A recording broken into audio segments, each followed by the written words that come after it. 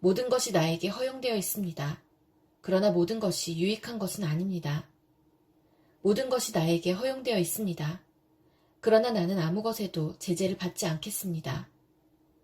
음식은 배를 위한 것이고 배는 음식을 위한 것입니다. 그러나 하나님께서는 이것도 저것도 다 없애버리실 것입니다.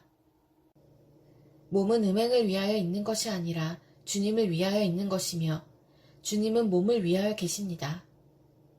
하나님께서 주님을 살리셨으니 그의 권능으로 우리도 살리실 것입니다. 여러분의 몸이 그리스도의 지체라는 것을 알지 못합니까? 그런데 내가 그리스도의 지체를 떼어다가 창녀의 지체를 만들 수 있겠습니까? 그럴 수 없습니다. 창녀와 합하는 사람은 그와 한 몸이 된다는 것을 알지 못합니까? 두 사람이 한 몸이 될 것이다 하신 말씀이 있습니다. 그러나 주님과 합하는 사람은 그와 한 영이 됩니다. 음행을 피하십시오. 사람이 짓는 다른 모든 죄는 자기 몸 밖에 있는 것이지만 음행을 하는 자는 자기 몸에다가 죄를 짓는 것입니다. 여러분의 몸은 여러분 안에 계신 성령의 성전이라는 것을 알지 못합니까? 여러분은 성령을 하나님으로부터 받아서 모시고 있습니다. 여러분은 여러분 자신의 것이 아닙니다. 여러분은 하나님께서 값을 치르고 사들인 사람입니다. 그러므로 여러분의 몸으로 하나님을 영화롭게 하십시오. 할렐루야, 참 좋은 아침입니다. 오늘 하루도 하나님의 말씀 안에서 승리하는 우리 모두가 되기를 기도합니다. 여러분, 만약 삼성 회장의 자녀가 길거리에서 구걸을 하고 있다면 여러분은 어떻게 생각하시겠습니까? 저 사람은 자기가 누군지도 모르는구나 라며 안타깝게 생각하지 않겠습니까? 오늘 바울이 고린도 교회를 보며 느낀 안타까움이 바로 이것입니다. 고린도 교회의 성도들은 서로를 세상 법정에 고발하고 음란한 삶을 살면서도 아무런 문제의식을 느끼지 못하고 있었습니다. 왜 이런 일이 일어났을까요? 그들이 자신들이 누구인지를 잊어버렸기 때문입니다.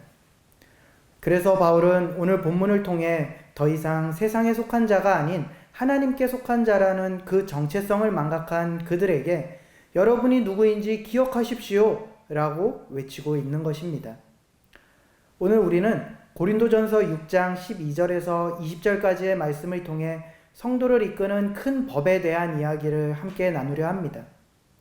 오늘 말씀이 세상 가운데 성도의 정체성을 지키며 살아가기를 갈망하는 모든 하나님 백성들에게 위로와 도전이 되기를 기도합니다. 오늘 본문 12절에서 바울은 이렇게 고백합니다. 모든 것이 나에게 허용되어 있습니다. 그러나 모든 것이 유익한 것은 아닙니다. 모든 것이 나에게 허용되어 있습니다. 그러나 나는 아무 것에도 제재를 받지 않습니다. 당시 고린도 교회 성도들은 예수 그리스도의 십자가 은혜 아래 얻은 성도의 자유를 잘못 적용했습니다. 그래서 우리에게는 자유가 있다 외치며 방종한 삶을 살고 있었죠. 그들은 음식은 배를 위한 것이고 배는 음식을 위한 것이라는 논리로 육체의 욕망을 정당화했습니다. 하지만 바울은 그들에게 그것은 하나님께서 결국 다 없애버리실 것이라고 오늘 분명히 말합니다. 성도에게는 세상의 법보다 더 큰 법이 존재합니다. 그것은 바로 하나님의 법이죠. 세상의 법과 하나님의 법은 때로는 비슷해 보일 때도 있습니다. 하지만 그 법을 적용하는 중심이 전혀 다릅니다. 왜냐하면 세상의 법에는 하나님이 없기 때문입니다. 그래서 세상은 할 수만 있으면 어떻게든 해라 라고 말합니다. 하지만 하나님의 법은 할 수 있어도 하나님께 영광이 되지 않으면 하지 말라고 말하죠. 또 세상은 다른 사람들에게 걸리지만 않으면 괜찮다라고 말합니다. 하지만 하나님의 법은 모든 사람이 괜찮다고 할지라도 또 사람에게 걸리지 않는다고 할지라도 하나님의 말씀에 어긋나면 하지 말아라 라고 가르칩니다. 성도에게 있어서 하나님의 법은 세상을 살아가는 가운데 성도를 억압하는 법이 아닙니다. 오히려 자유케 하는 법이면서 동시에 세상의 권세 가운데 살아가는 성도들을 온전한 길로 이끄는 법인 것입니다. 그렇기 때문에 바울은 고린도 교회 성도들이 성도 앞에서가 아니라 세상의 법을 따라 서로를 고발하고 재판한 것에 대하여 그러한 판단이 부적절한 판단이라고 말하는 것입니다. 물론 바울이 세상의 법을 무시하기 위해 그렇게 말한 것은 아닙니다. 오히려 그는 성도들이 더 높은 차원의 법, 즉 하나님의 지혜를 따라 살아야 한다고 강조한 것이죠. 하지만 오늘 고린도 교회 성도들은 오히려 자신들이 세상의 기준에 판단을 받는 것이 아니라 하나님의 지혜로 세상을 판단할 수 있게 되었다는 이 은혜의 놀라운 사실을 잊어버렸습니다.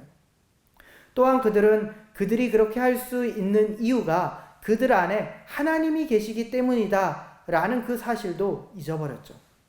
바꿔 말하면 그들은 더 이상 세상의 법에 속한 자가 아니라 하나님께 속한 자 된 자신들의 정체성을 잊어버린 것입니다.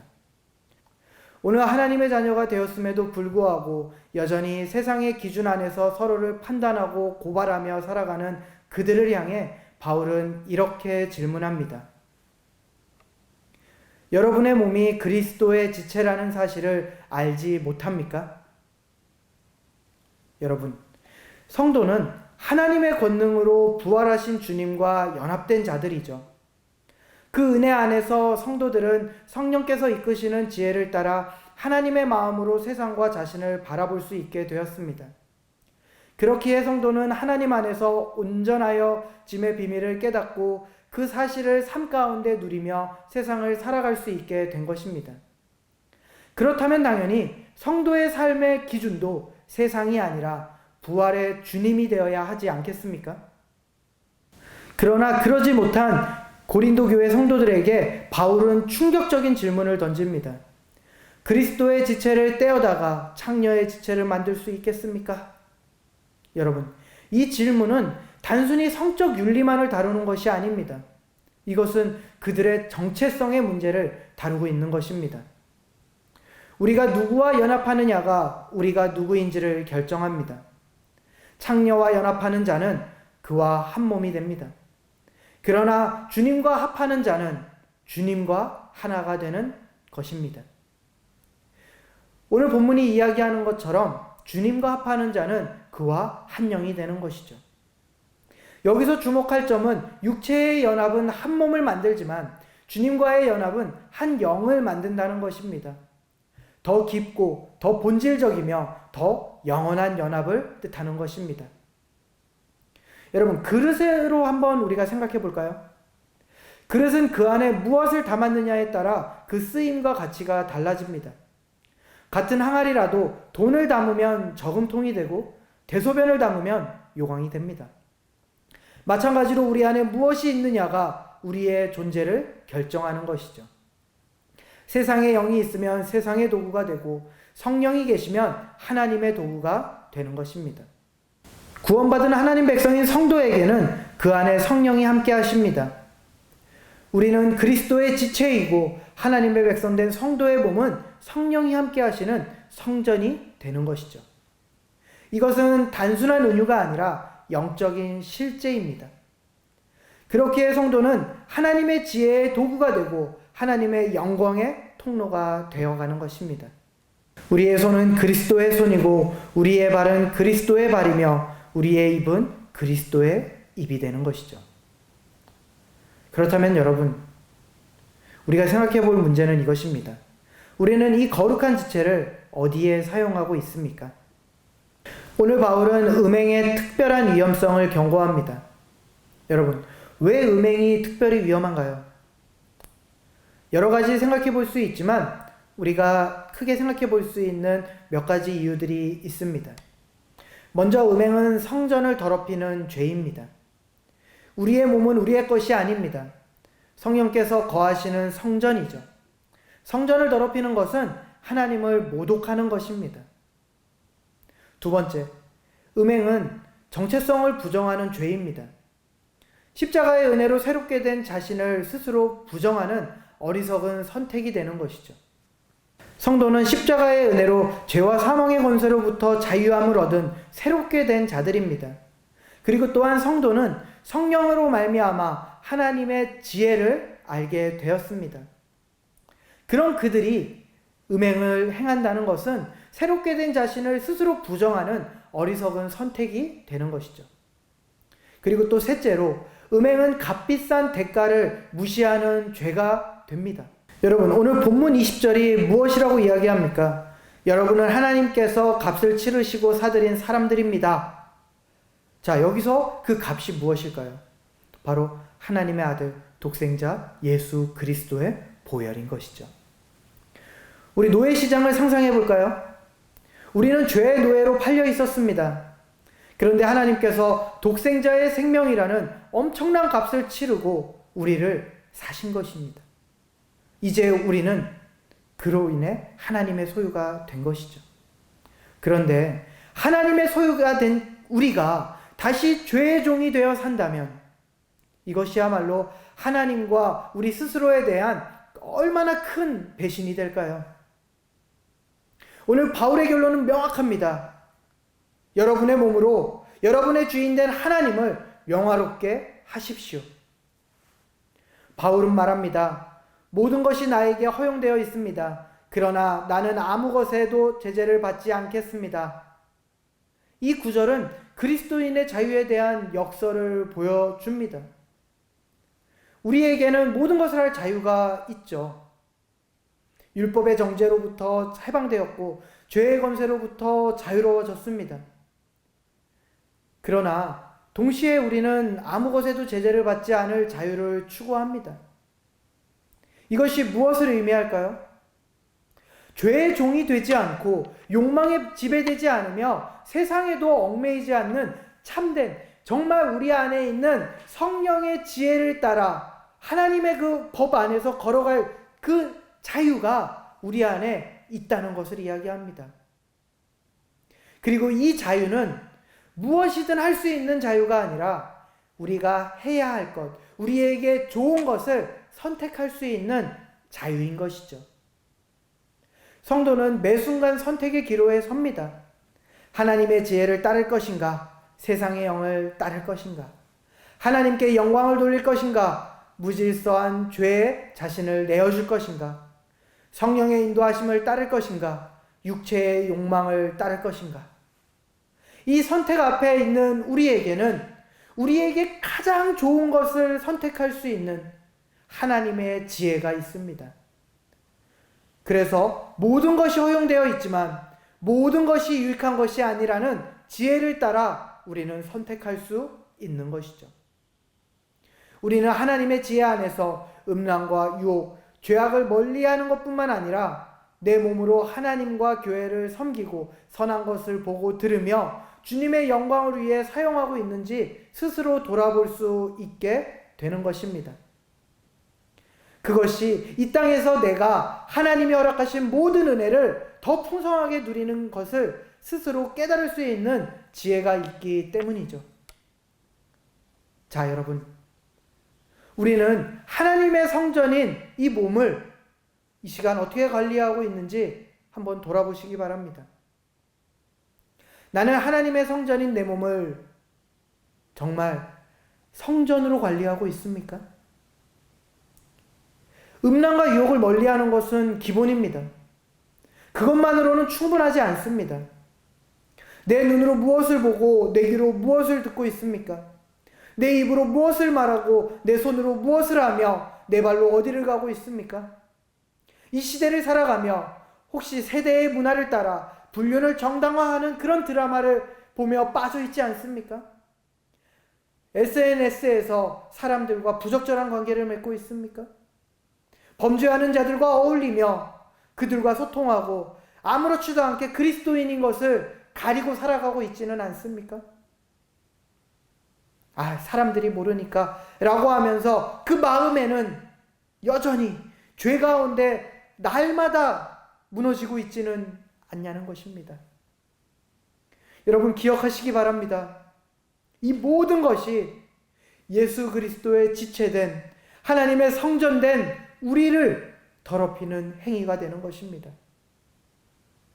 거듭 강조하지만 우리의 몸은 하나님의 영광을 위한 도구인 것입니다.